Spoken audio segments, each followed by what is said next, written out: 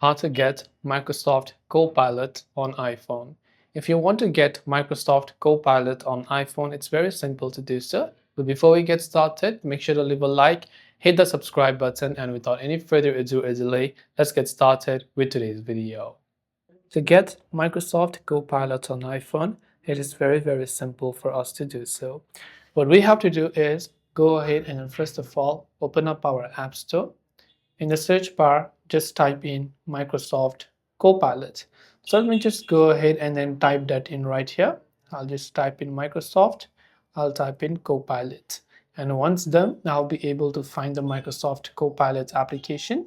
Now I can just tap the get button, and after that I have to verify my Face ID and the application will be successfully installed on my iPhone.